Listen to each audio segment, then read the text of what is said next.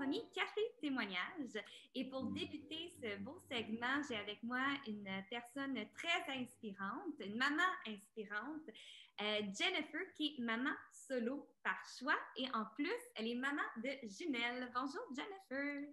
Bonjour! Merci d'être avec nous aujourd'hui, nous partager ton temps, ton histoire. C'est vraiment, vraiment super apprécié. Bien, merci de l'invitation. Ben oui. Donc, tout d'abord, là, avant d'entamer dans ton histoire, ton parcours, j'aimerais que tu nous expliques maman par choix. Maman solo par choix, c'est quoi? Ben, dans le fond, c'est des femmes qui décident de devenir mères, de fonder une famille, mais sans conjoint. Donc, on fait le processus d'avoir un enfant seul.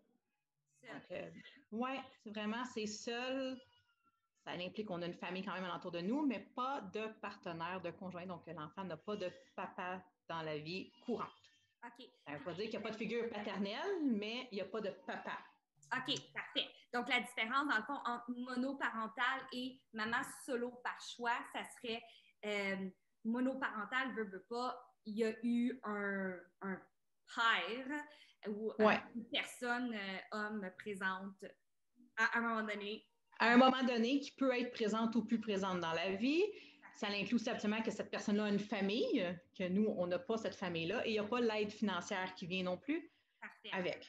Puis quand l'enfant nous pose la question, qui est mon père? Ben nous, on répond toujours, ben c'est un donneur. C'est un donneur. OK, parfait. Puis avant, dans le fond, là, de commencer, parce que je suis certaine que tu vas nous expliquer le processus, parce que j'ai le goût de dire assez récent, mais je pense pas que c'est récent, mais je pense que on dirait que c'est moins tabou. Il y a de plus en plus de personnes dans mon entourage qui vont vers cette voie-là. Il y a des personnes aussi dans mon entourage qui y pensent peut-être. Donc, j'aimerais que tu nous expliques, là, avant de commencer le processus, Jennifer, c'était qui dans la vie? Là? Qu'est-ce que tu faisais? Qu'est-ce qui t'a porté à aller vers cette super belle option-là? Là? Ben, j'ai toujours voulu avoir des enfants, ça a toujours été en moi. Même plus jeune, je pense, quand j'avais 20 ans, je disais, oh, j'aimerais avoir 4 enfants. J'ai toujours voulu avoir une grosse famille et tout. La vie a fait en sorte que ben, j'ai pas eu le bon partenaire pour avoir des enfants. Je m'étais toujours dit, si à 30 ans, j'ai pas d'enfant, je vais avoir un enfant seul. Ça faisait longtemps que je le disais. À 30 ans, j'étais en couple. Malheureusement, pas avec le bon partenaire et tout. Donc, pas d'enfant. Je l'ai laissé à mes 30 ans, dans l'année de ma trentaine. Et là, à ce moment-là, je me suis dit, bon, ben ma limite, c'est 34. Si à mes 34 ans, je suis seule, pas d'enfant, que je ne suis pas avec un partenaire qui en veut ou quoi que ce soit, je vais entamer le processus pour pouvoir dire, bon, ben avant 35 ans, qui est plus l'âge un peu plus critique là, pour les maladies et tout, on m'avait recommandé de faire ça à 34. Donc, je me suis dit, à 34, c'est ce que je vais faire. Puis là, donc la journée de ton anniversaire de 34 ans, là, ça a commencé là, le processus. J'ai commencé comme à 34, bon, toute cette année-là, là, cette rencontre avec, bon, j'ai vu mon médecin à moi là, avant, là, ma gynécologue à moi, puis c'est de là, en parlant avec elle, que là, j'ai fait, OK, j'entame le processus, mais oui, à 34, oui, j'ai vu le médecin un mois, la médecin spécialiste un mois après mes 34 ans. C'est que j'ai fait un petit peu les démarches un petit peu avant, à 33. OK, ouais. Justement, ces démarches-là, là, est-ce que tu peux nous les expliquer un petit peu là, pour ceux qui écoutent, là, parce que on passe pas tout par là. Des fois, on ne sait même pas que c'est une option qui est possible. Alors, c'est quoi là, les démarches, là, les étapes? Ben, dans le fond, il y a plusieurs façons de le faire. Dans le fond, ça ressemble beaucoup aux couples qui ont des problèmes de fertilité. OK. Dans le fond, il y a beaucoup d'étapes, c'est pratiquement similaire à un couple avec des problèmes de fertilité. Donc, il faut vraiment peut-être voir un médecin spécialiste en fertilité. Donc, que ce soit, bon, il y a les ovoprocréateurs de ce monde qui le font. Il y a Sainte-Justine qui le fait. Moi, je l'ai fait au CUSUM, au Centre universitaire McGill. Puis, on m'a juste référé à un médecin spécialiste dans ma région. Et là, on entame le processus. Et là, c'est rencontre avec le médecin. Tu as une panoplie de tests médicaux à passer. Prise de sang, échographie, réserve ovarienne qui nous font vraiment voir si, côté fertilité, tout va bien. S'il n'y a pas de problème. Parce que ils vont décider de ton plan, toi. Est-ce que tu vas avec hormones, pas d'hormones, quel genre de médication que tu vas avoir besoin ou pas de besoin. Par la suite, vu qu'on est avec des donneurs, et qu'on va avoir accès à un donneur, ben là, parce que dans le fond, la façon que ça fonctionne aussi comme ça pour les couples, là, que ce soit solo ou les couples, c'est la même chose. Le gouvernement nous couvre 9 inséminations. OK. On a 9 cycles d'insémination qui sont couverts par le gouvernement. Mais pour y avoir le droit, il faut se qualifier. Et une des qualifications, c'est pour le donneur, on fait affaire avec une banque de donneurs, il faut avoir une rencontre psychologique. Malheureusement, on est évalué psychologiquement si on est apte ou pas et prêt à faire le processus seul. Parce que ça doit pas être évident, là. Surtout que, tu sais, quand t'es jeune, là, tu te vois, là, puis là, je vais avoir la job de mes rêves, je vais marier l'homme de ma vie ou la femme de ma vie, on va se marier, la vie va être belle, on va avoir des enfants, on va avoir 2 chiens, tu sais, il me semble que c'est ça qu'on s'imagine dans notre tête. Donc, ça doit être dur psychologiquement aussi. Oui. Quand tu décides toi-même, ça te revient à toi, là. C'est pas comme 2 là, ensemble, en équipe, non. qui fait ça, là. Non, puis tu sais, je veux pas la psychologue, une des premières questions qu'elle te pose, c'est pourquoi que tu veux faire ça? Qu'est-ce que tu vas répondre à ton enfant quand il va te demander c'est qui mon père? Tu sais, qu'est-ce que tu vas dire? Est-ce que tu vas le dire? Qu'est-ce que tu vas le cacher à ton enfant? Comment tu vas dealer avec ça au futur? Et aussi te dire, est-ce qu'on a un choix de décider de prendre un donneur ouvert ou un donneur fermé?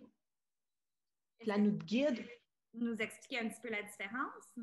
Un donneur fermé, c'est que tu ne pourras jamais rentrer en contact avec, tu as moins d'informations dessus, ça coûte moins cher. On s'entend? Donneur ouvert, tu as de l'information à l'infini, beaucoup plus, là.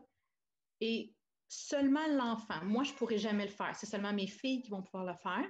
À leur majorité, donc à 18 ans, elles pourront, si elles désirent, rentrer en contact avec le donneur pour se connaître c'est qui et si ont des questions, lui poser. Wow! Ouais. OK.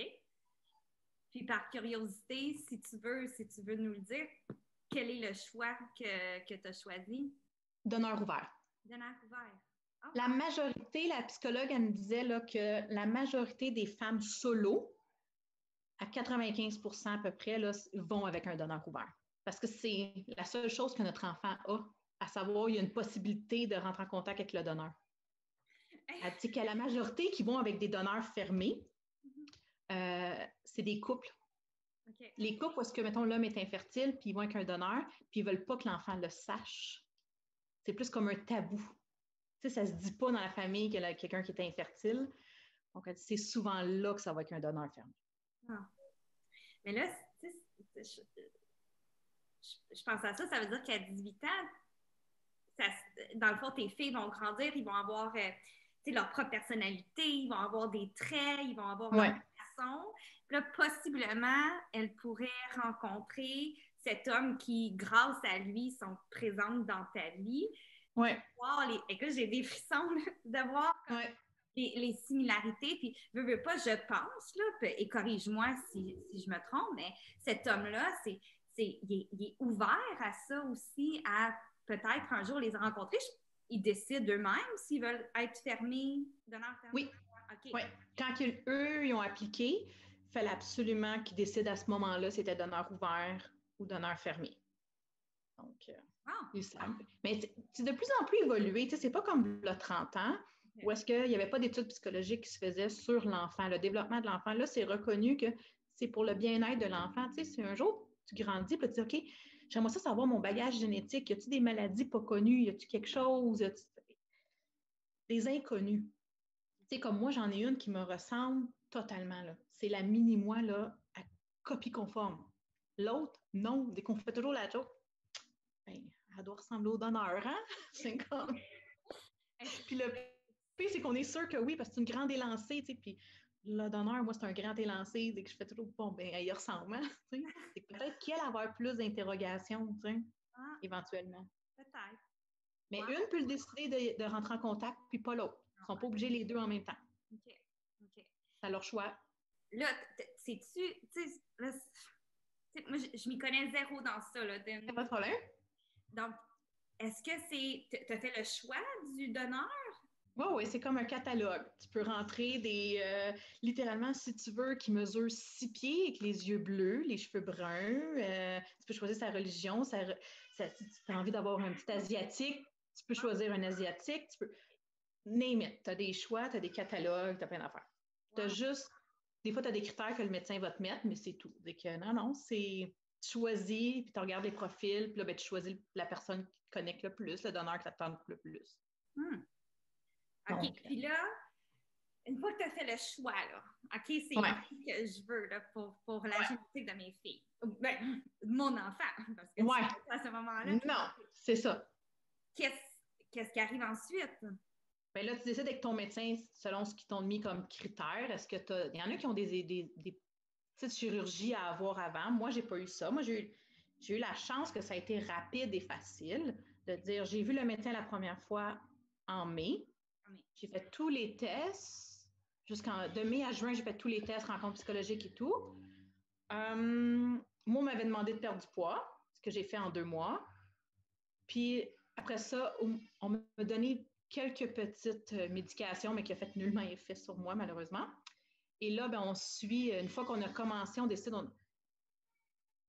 on fait ils appellent ça des vérifications d'ovules, d'ovulation, que c'est une échographie, puis vérifie ton ovulation, t'es rendu où.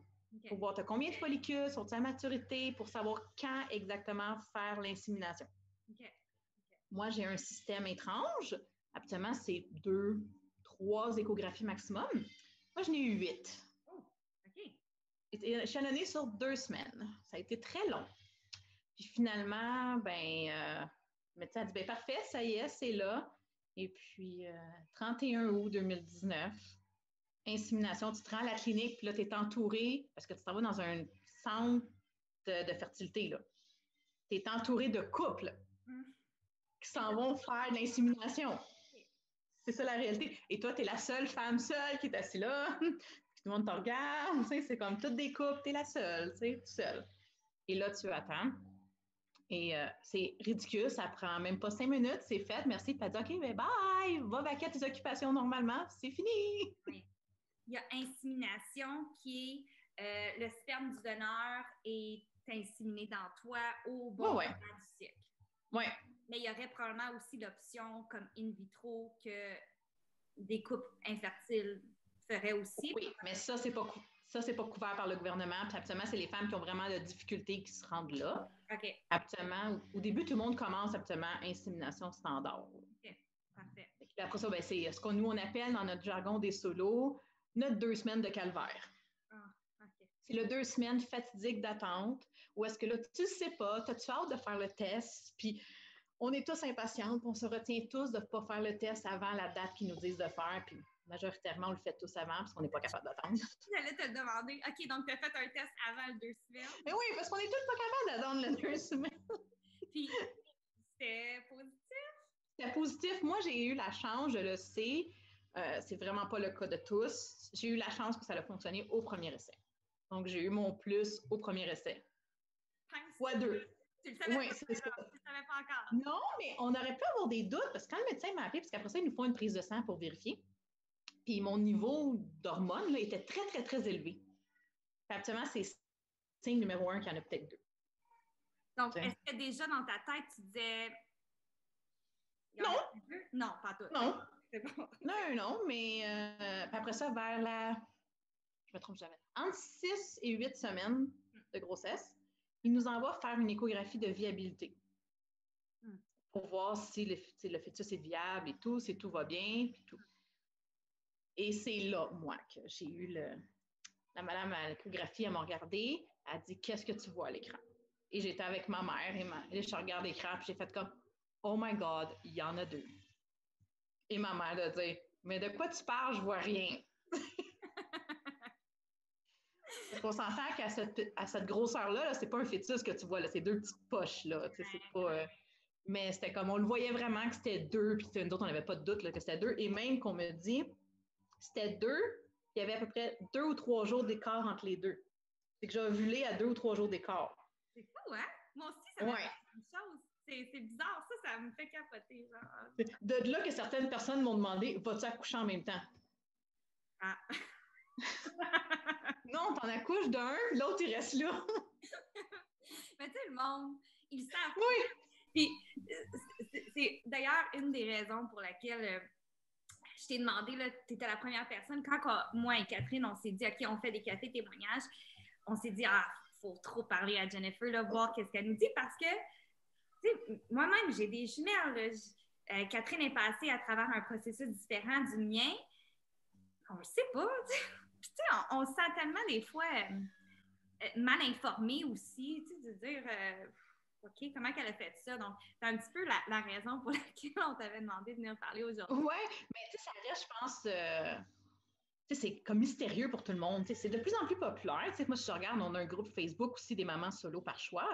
Puis les nouvelles membres, là, c'est incroyable comment on en a beaucoup, beaucoup, beaucoup. Tu sais, c'est de plus en plus populaire, de plus en plus. Tu sais, il y a beaucoup de reportages qui sont passés à la télévision aussi. Canal Vie en a fait des reportages. Et c'est de plus en plus présent. Je pense qu'il y a des femmes qui de plus en plus se rendent compte que ben, hey, je suis rendue dans la trentaine, j'ai pas la bonne personne, je suis pas obligée de faire mon deuil et de pas avoir d'enfant. Mm-hmm. Tu sais, versus un homme, c'est un peu plus difficile, on s'entend. Mais une femme seule, un jour, elle peut se dire, hey, sais-tu quoi, cette option-là est ouverte maintenant à moi. Mm. Tu sais, c'est pas quelque chose de dire, ben, c'est seulement les riches qui peuvent se payer parce que ça coûte cher. Tu sais, c'est pas vrai, ça dépend. C'est sûr que si tu as beaucoup de médication, si tu as beaucoup, ça peut t'en revenir très cher par essai. C'est vrai. Mais tu sais, si tu n'en as pas tant, c'est pas tant pire que ça. Tu sais, c'est pas comme la fécondation in vitro qui est très dispendieuse. Mm. Donc, c'est de plus en plus accessible. Puis dans un monde où est-ce qu'on vit, où est-ce que de plus en plus de gens sont célibataires, vivent seuls, ben, je crois que c'est là que ça gagne en popularité. Mais malheureusement, oui, il y a des femmes qui sont sur le site que j'ai rencontrées. On se rencontre à peu près une fois par année, on a fait un pique-nique et ça fait 2 ans qu'ils sont en essai. Et ça ne fonctionne pas. Mm.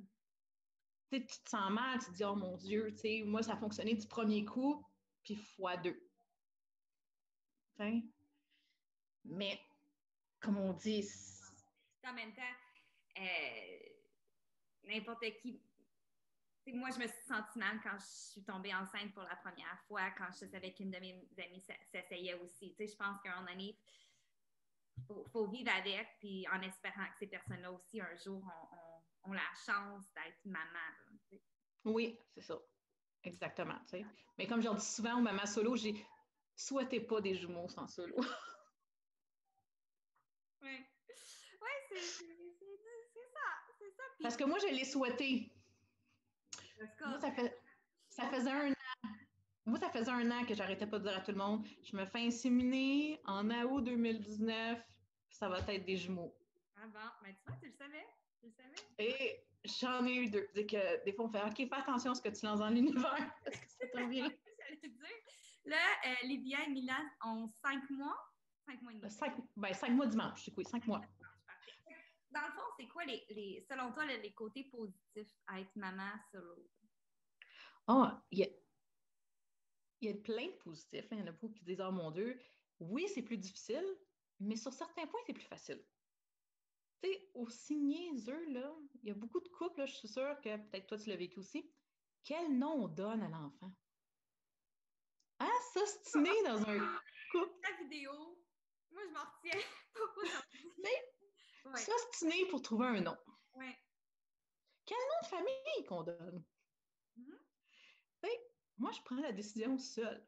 Bon. Oui, j'ai demandé aux gens, qu'est-ce que vous en pensez de ces noms-là? Moi, il y avait un nom qui était déjà décidé au départ, parce que je m'étais toujours dit, bon, mais voici ma liste de noms de filles. Les noms de filles, j'en avais un au départ. Je pensais que j'avais juste un bébé, j'avais un nom de fille, j'avais 2 noms de garçons. C'est que ça avait été des jumeaux, les 2 noms, tu as déjà décidé. Mais là, il fallait que je trouve un autre nom de fille, hein? Là, ça a été plus compliqué. J'ai demandé l'opinion à des gens, mais c'était pas tout le monde qui avait un consensus qui aimait le 2e nom que j'ai choisi, là. Mais moi, je fais, ben, c'est celui-là que j'aime, puis c'est celui-là, si vous n'êtes pas content, ben, that's it. Ben, c'est ça. Tu sais, il y a des décisions que tu peux prendre seul. Comment tu veux élever ton enfant? Ben, tu es seul, tu n'as pas à dealer avec quelqu'un d'autre, tu n'as pas de compromis à faire. C'est toi-même tout seul. C'est sûr qu'il y a toujours l'autre côté de la médaille, tu n'as pas un support, tu es seul. Tu n'as pas un autre parent à mener quand tu dis, OK, là, je ne suis plus capable, le bébé pleure, tu peux-tu le prendre? Ah non, il y avait comme personne à côté. Tu le fais toi-même. Ça, c'est sûr, c'est plus difficile là-dessus, mais il y a plein de positifs. C'est de dire, tu fais toi-même ce que tu veux. Puis il y a un lien qui se crée différent avec l'enfant aussi, selon moi. Là. J'ai toujours dit, quel plus beau cadeau que tu peux dire à ton enfant, ben, je t'ai tellement voulu que j'ai fait ça. C'est plate à dire, là, mais c'est pas un enfant né d'un one night. Excuse-moi, je suis comme émotive un peu, là, parce que je trouve ça tellement beau, là. Puis, excuse-moi, mais c'est comme you and your girls against the world, là. Ouais. C'est vraiment beau. Puis, tu sais, je trouve que souvent, genre, hey, voyons, je pensais pas. Tu sais, souvent, moi, je le savais, j'ai toujours voulu des enfants dans ma vie. J'ai eu la chance de rencontrer l'homme de ma vie assez jeune aussi, puis qu'il y avait il y avait les mêmes valeurs que moi. Puis, tu sais, je me suis dit, vouloir tant un enfant, c'est pas facile. Là. Pour de vrai, maman solo, je vous lève mon chapeau. Puis surtout toi, Jennifer, tu as eu la chance d'en avoir deux. Là. Vraiment, tu as toute mon admiration parce que je suis une maman de jumelles. Je sais c'est quoi élever des jumelles, mais j'ai aussi le comme, va prendre un bébé, là, parce que j'en ai un des bras, puis elle pleure, puis là, les deux pleurent, va prendre un bébé, tu sais. Puis toi, que t'as pas ça, t'as d'autres choses. C'est ça qui est beau aussi, c'est que je trouve que maintenant, pour fonder une famille, il faut seulement de l'amour. Puis le reste, c'est comme... Ouais. Mais tu sais, faut dire aussi que mes filles connaissent juste ça. T'sais, oui, j'ai eu ma mère qui était là extrêmement présente au début. Elle est encore très présente aussi. Ma famille est là, me supporte, puis je pense que je passe à travers sans eux autres. Mais elles apprennent à attendre.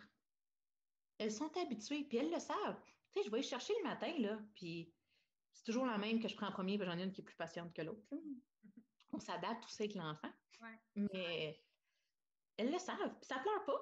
Elle sait très bien que je vais revenir. Quand je vais y coucher, c'est la même affaire. Ça pleure pas, elle sait que je vais revenir. Ben, ça l'attend, puis elles se consolent entre elles. Tu sais, des fois, ça joue à terre, puis ils pleurent, puis ils se tiennent la main, parce que ça se console entre eux autres. Tu sais, s'il y en a une, elle pleure vraiment intense, puis l'autre, elle pleurait, puis elle voit que c'est juste du chiolage. Elle regarde l'autre, puis elle arrête de pleurer, elle dit OK, là, je pense qu'elle en a plus de besoin que moi. Oh, Tu sais, ils ont une connexion entre eux autres, puis moi, c'est ce que je dis depuis le début, il faut qu'ils apprennent à partager. Ils ne peuvent pas avoir tout. Je ne peux pas avoir tout le temps une d'un bras, puis pas l'autre. Maintenant, c'est leur réalité, c'est notre réalité, puis c'est tout. Tu sais, moi, j'ai toujours dit, ben, la vie m'a amené la meilleure chose parce que, honnêtement, je n'aurais pas été solo une deuxième fois. Okay. Je ne me serais pas revue refaire le processus, là, retomber enceinte avec déjà un bébé, puis tout. Moi, c'était clair dans ma tête quand je faisais le processus, je le faisais une fois. Je n'allais pas le faire pour un autre. Avant de faire ça, il a fallu longtemps que je me parle à moi-même de faire le deuil d'avoir un enfant unique. Je ne voulais pas ça au départ, mais j'étais comme, je ne le ferai pas une deuxième fois, donc il faut que je fasse le deuil. OK, je fais ça, je veux absolument un enfant, mais je vais avoir un enfant unique. Mais la vie a fait en sorte que, surprise, tu n'auras pas ton enfant unique, fais le moins deux. Puis c'est comme ça, moi, que j'ai réagi quand j'ai fait « Ah, j'en ai deux, yes, ça ne sera pas unique, puis ils vont toujours être deux ensemble. » Puis t'as tes cocottes. Ben, c'est ça, tu sais, ils sont corrects, ils sont bien. J'ose espérer que cette vidéo va en inspirer plusieurs, même si ça en inspire juste une là, à faire le saut ou à juste s'informer de cette voie-là qui est maman solo par choix. Qu'est-ce que tu aurais à lui dire à cette femme-là célibataire qui a toujours voulu un enfant? Dans le fond, je dirais de s'écouter, de ne pas écouter le reste de la société, de la famille qui va juger, ne pas être d'accord avec ses choix, parce que oui, c'est un fait. On se fait juger. Il y a des gens qui critiquent, qui ne comprennent pas nos choix, que ce soit des fois la famille immédiate, les amis, la société. Beaucoup, beaucoup de gens vont nous juger, puis il faut être prêt avec ça. Mais de se dire qu'on est des femmes fortes, puis que c'est possible dans notre société de devenir maman solo. Et il n'y a aucun problème avec ça. Puis il y a un gros soutien. Autant que ce soit la famille par la suite ou juste les réseaux sociaux. Le groupe Facebook est là et je vous dis, il aide beaucoup. Les gens, ça les questionne. Puis il y en a qui se rendent compte aussi à se dire, ben, nos enfants, ils ont la même réalité. Puis de nos jours, ben, c'est plus vrai là, que les enfants vont se sentir différents à l'école. Parce que de nos jours, il y en a combien que c'est des couples du même sexe qui sont ensemble et qui ont deux papas, deux mamans? Il y en a combien maintenant que les parents sont divorcés? C'est pratiquement rendu une exception des enfants qui ont 2 parents qui habitent sous le même toit. Mm-hmm. Donc, notre enfant ne sera pas si différent rendu à la garderie, rendu à l'école. De dire, ben non, moi, j'ai juste une maman. Puis, c'est correct. C'est bien correct. Il n'y a pas de problème avec ça. Juste de s'écouter puis de le faire. Si la personne veut vraiment avoir un enfant, il n'y a plus d'obstacle. On peut le faire maintenant de nos jours. C'est plus un problème. C'est de le vouloir. C'est tellement beau. Je pensais pas être émotive comme ça, mais t'as vraiment un beau parcours. T'es vraiment inspirante, Jennifer. Je te lève mon chapeau. T'as vraiment toute j'en perds les mots. Merci vraiment beaucoup de t'être ouvert comme ça à nous, de raconter ton histoire. C'est vraiment une belle histoire. Tu es courageuse, tu es forte, puis je pense que tu es le modèle parfait pour tes petites cocottes. Alors, merci beaucoup à ceux qui nous ont écoutés jusqu'à maintenant. C'était notre café témoignage. J'espère que ça vous a plu.